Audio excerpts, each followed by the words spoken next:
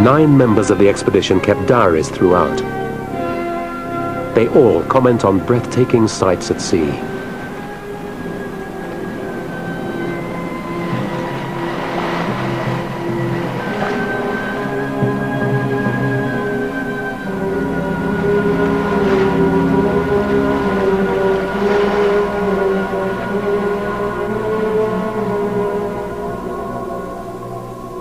On the third day, they encountered the enemy, the huge compacted chunks known as pack ice. The pack stretched to the horizon. It was broken only by gaps of open water known as leads.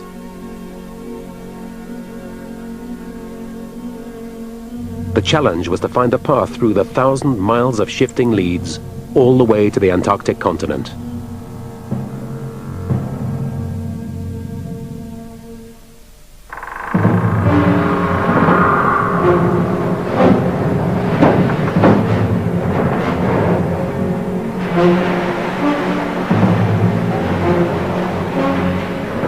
Dr. Alexander Macklin, a Scottish surgeon and one of the dogminders, noted the keenness of the ship's high-spirited captain, Frank Worsley, to take on the ice.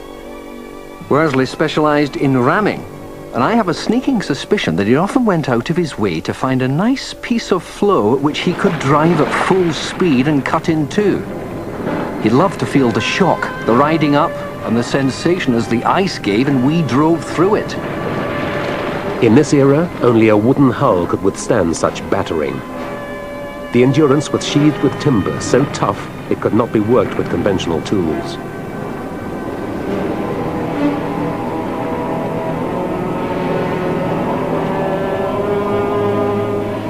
Some days the ice was so thick it held the Endurance back. On others, she made long runs in free water.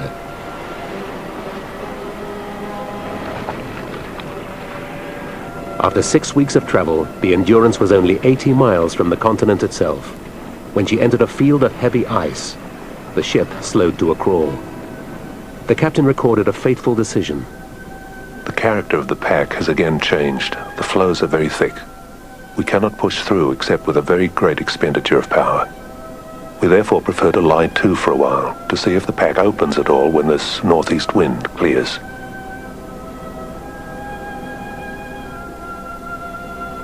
But when dawn broke, the men found ice had closed around the ship. They could not see water in any direction.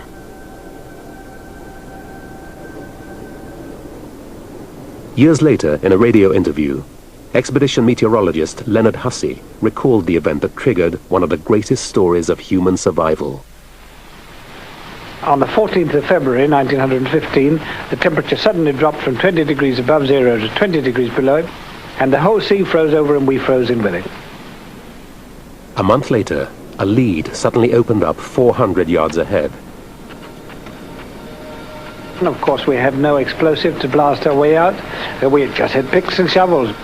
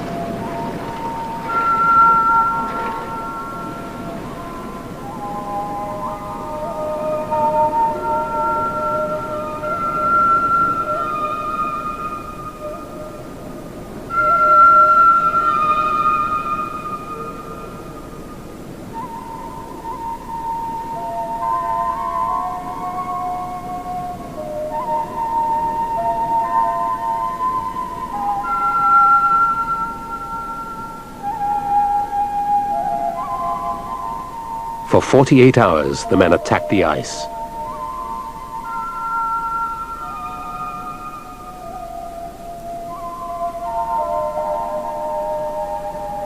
Frank Hurley filmed the exhausting bid for freedom. His diary reads, "All hands hard at it till midnight, when a survey is made of the remaining 2/3. It is reluctantly determined to relinquish the task, as the remainder of the ice is unworkable."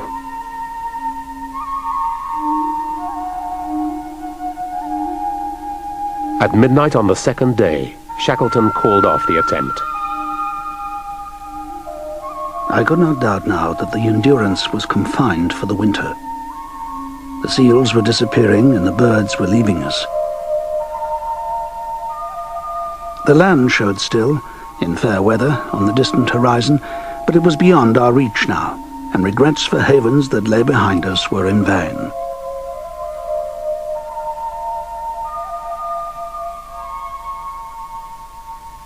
They were trapped beyond even radio contact. No one in the world knew their position. Spring was 7 months away, yet they were only a day's sail from their destination.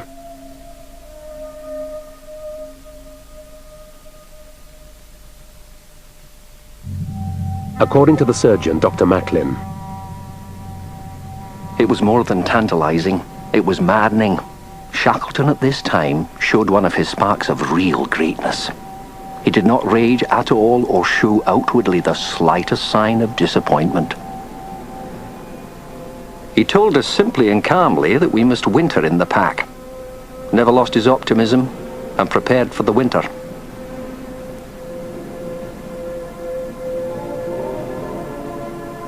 optimism was at the very core of Ernest Shackleton's personality. Known to all as the boss, he was a born leader. From his youth, he was driven by ambition and a romantic quest for adventure. At 16, he'd signed on as a cabin boy.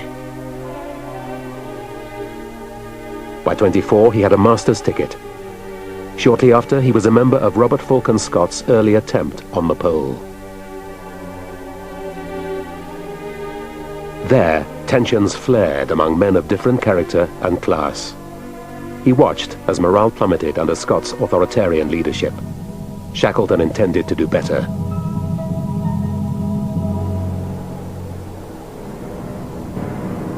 Now his own expedition was in trouble, locked in the pack ice, drifting helplessly north, away from the continent.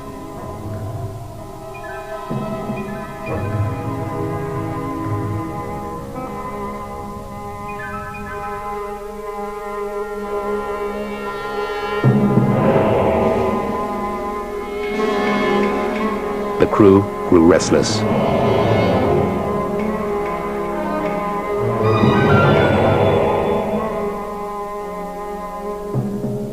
Thomas Order Lees, a captain in the Marines, irritated everyone with his air of superiority. In a characteristic diary entry, he observed, "I have made a point of sitting at the same table as the fourth officer, and the carpenter, who was a perfect pig in every way. But I have done this to try and accommodate oneself to ideas and ways less refined than one's own."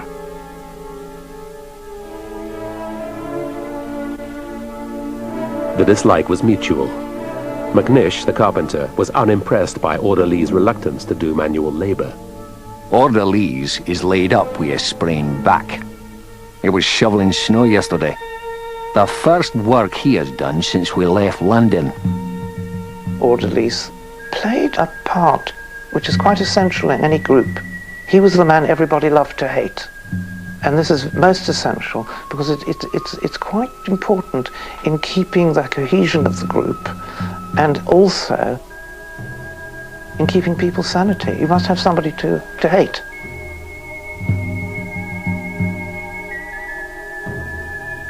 To prevent bickering and keep morale high, Shackleton insisted on a daily routine.